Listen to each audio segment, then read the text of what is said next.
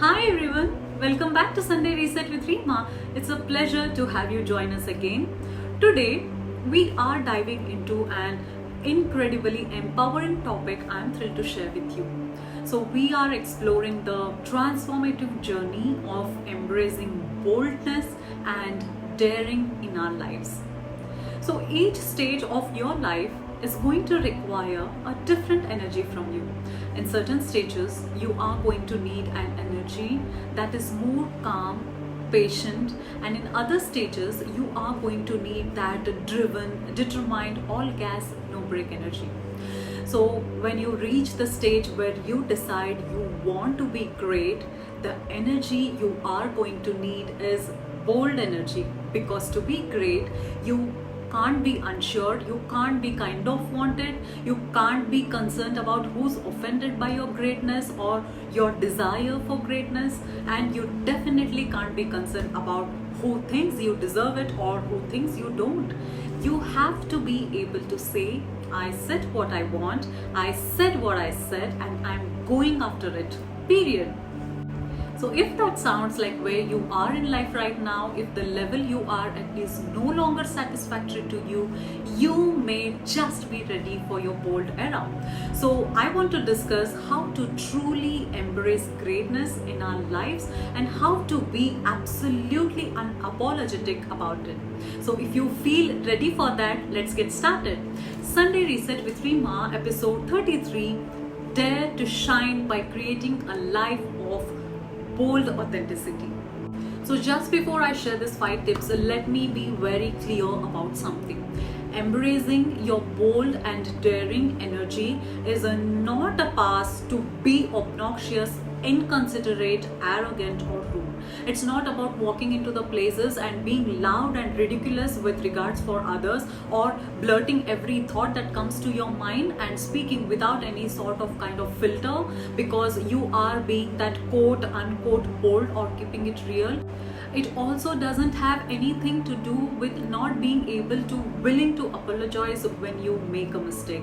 It's about getting to a place where you can say, I want great things, I'm great at certain things, I'm willing to do the work for great things, and yes, I deserve great things. Being able to say that without any hesitation or shame or embarrassment or bashfulness, that's the kind of bold energy I'm talking about in this context. Cool. Now that we have cleared that, let's get into the tip number 1. Tip number 1 is to embrace your strengths and weakness. So one of the first things you should do to step into your bold era and to really exude that bold energy is to learn to embrace both the strengths and your weaknesses. A trap that a lot of people fall into is either focusing way too much on their strengths or focusing way too much on their weakness. So when you focus too much on your strengths, or when you only focus on your strengths, it's easy to become arrogant, and when you are arrogant, you can miss your weaknesses and your blind spots, and so you don't get a chance to fix them or improve the areas where problems can arise down the line. So only focusing on your strengths can also just stunt your overall growth. Socrates said, the only true wisdom is knowing you know nothing. Seriously, the more you learn, the more you should be realizing how much you didn't know and how much you still don't know. It's a very humbling process, but when you only focus on your strengths, you can develop a bit of this I made it energy. You can get caught up in your own hype and forget that there is so much to learn outside of what you know and what you have achieved, and because of this you kind of close yourself from opportunities to continue to learn and grow. No one likes an arrogant know-it-all, let me tell you how great I am 24/7 type of person. Now, on the other hand, when you are way too much focused on your weakness, it can completely paralyze you. If all you can think about are the things you are bad at or how bad you are at a particular thing, how will you ever have confidence or faith in yourself to propel forward and try anything new or take any risks? And if you don't have any faith in you, how is anyone else supposed to have faith in you? Also, when you are so hyper focused on your weakness, you tend to have this desire to want to hide them and not have them exposed to the world. So instead of working on your weakness, a lot of your energy ends up going into covering those weaknesses and trying to not let other people see them, rather than tackling these weaknesses and actually becoming a better version of yourself. You become obsessed with creating the right facade to hide them, and in the short term that is easier, but in the long term, hiding your weakness instead of working on them is like having a wound or sickness you are trying to hide from others. And so you do all these things to hide the symptoms, but in the meantime you are getting more sick because you're not doing anything about your actual condition. And you will be extra tender, sensitive, and in your feelings when someone notices or points out that you have been trying to hide. This is why, to really live your most bold life and walk that line of being confident in your abilities and proud of your achievements while still working on your weaknesses and realizing there is always more to learn, you need to embrace both your strengths and your weakness to achieve your true balance. You will notice that people who are able to embrace both their strengths and weaknesses are usually the ones who graciously accept both praise and constructive criticism. So the next step is to master your self-awareness. When I say self-awareness, particularly when it comes to three things: knowing who you are, knowing what you want, and knowing what's important to you. When you know who you are, it's easy to make the decisions that are in alignment with who you have chosen to be. So you will be able to avoid a lot of shame, regret, and internal conflict in your life. So when you know what you want, you are not wasting time. You'll either be too easily swayed, or your attention will always be way too scattered to truly become great in one area. Imagine sitting through a med school if you didn't want to be a doctor. Why are you spending time with F-boys if you want a high quality husband? That's exactly what happens when you are not clear on what you want. You go in the directions that don't serve you in the long run, or that may even hurt you. And when you know what's important to you, you can prioritize both the important things effectively and decide which battles in life are worth it. I'm convinced that the people who go to war with others for every little things, or who are offended by every little things, have no idea what's important to them, because when you have a picture in your mind and goals you're trying to achieve, you literally can't afford to spend time getting caught up in every little detail, especially that have nothing to do with you or your goals. So for any actions you have to take or any decisions you have to make, you can just run through those three things and ask yourself, does it align with who I am? Is it something that I want, or is it something what's important to me? When you can answer these three things in regard to anything that you're dealing with, it makes it so much easier to be bold with your yes and your no's, to stand on the decision you have made. And if you're still figuring out who you are, what you want, and what's important to you, there is no shame in that. You may be in the process of learning these things about yourself right now.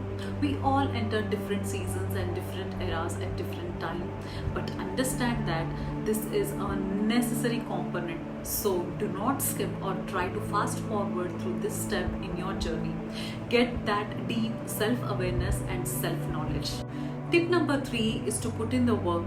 One of the things I have boldly promoted from day one is doing the work on themselves.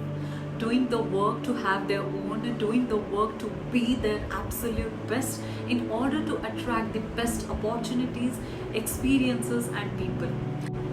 You are actually hard to get because you actually have things to do. You have built a life you love and you're proud of. A life where if people aren't respecting it, complimenting it, or adding to it, you would actually prefer that they leave. That's what doing the work will do for you. It will have you feeling like, baby, anything I require or ask for, I deserve because I earned it.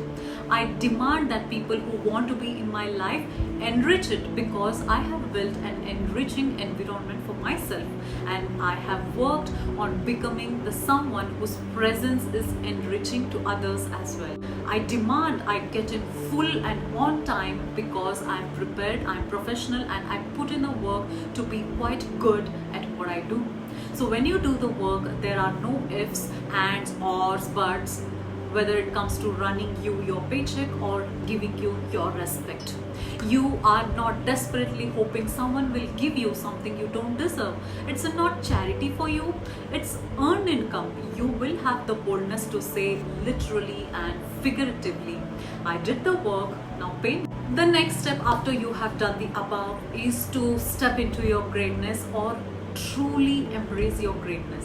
And as we get into this point, I really want to highlight the fact that greatness is not perfection. Greatness is about efforts. Greatness is about truly doing your best. That's one of the main difference between greatness and mediocrity. You don't have to be perfect, you don't have to get it right every time, but you should always strive to be a little bit better than you were yesterday. You should strive to be consistent and disciplined. Being mediocre or stagnant is just no longer an option at this stage.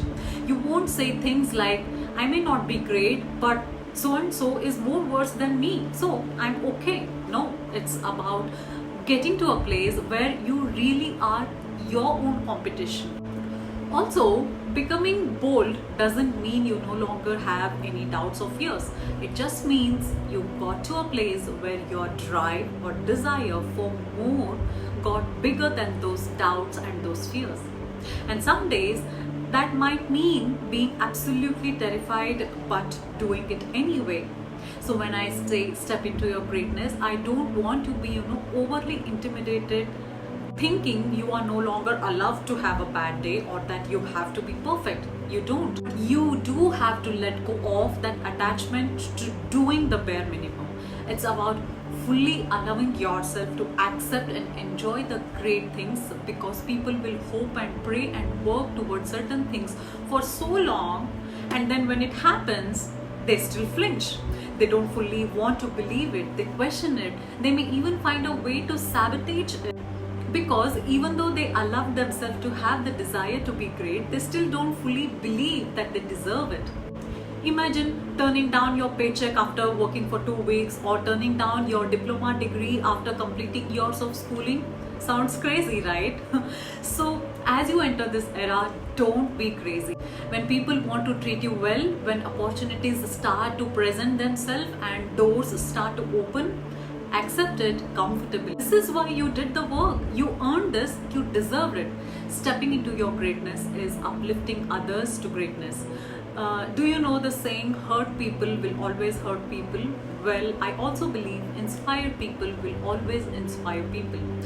I think great people bring out greatness in other people, and they make a point to contribute to greatness in others in some way, big or small. You will find that you want people putting in the work on their journey to find and feel the happiness and satisfaction that you have, and they will be able to look at you and learn from you and see that it's possible. It's a beautiful thing. And that transitions us perfectly to the last tip number 5, which is to get around the same energy. Get around with people with daring energy. Now, getting around with people who have their own bold energy is priceless, because they will be the types of, be likely to keep propelling you forward, who tell you to shoot higher, who tell you to be proud of your achievements, and who give you tips on how to keep climbing. Another reason it's so important to get around people with that energy is because you will notice as you start to get more sturdy and bold within yourself and with what you're achieving, you will actually have to get, a little bit more careful and little bit more strategic with how you show up and how you express your achievements, or who you express them to. The people who are not in your wavelength yet, or who are not in their daring era yet, may view your energy as being bougie or bragging. And it's not because they are bad people. Well, not all of them. I really want to make this point clear and not demonize the normal human behavior. It's going to be extremely difficult for anyone who is starving to watch you feast or to listen to the details of how much food you have. This is very normal human behavior. Most people can only see life through the lenses they have on. So if they have on a rose colored lenses, sure, they are going to see the world with that pretty rose tint. But if they have on a gray colored lenses and that's their reality, they are going to see life through that depressing gray tint. So when they don't have achievements yet, or when they are not happy where they are in life yet, you are constantly talking about your accomplishment and the goals you are making and crushing them. So it makes them offended, and talking about your abundant food would offend a starving person. Or it just may make them feel less, or this life is a mess in comparison, bringing in shame. They may even feel like you might be looking down on them, and then they become unnecessarily defensive. So that's yet another reason why it's important to have people in your life who are also proud, bold, and celebrating wins in their own life. So to end today's episode of Sunday Reset with Reema, I want to thank you from the bottom of my heart for sharing this time with me. It's been an absolute joy to dwell into the power of living boldly and daringly with you. Remember, every step you take towards embracing your true self is a step towards a life filled with greater authenticity and fulfillment. Keep shining, keep being daring, and most importantly, keep being unapologetically you. Until next time, take care, stay inspired, and let's continue to reset for better. Bye.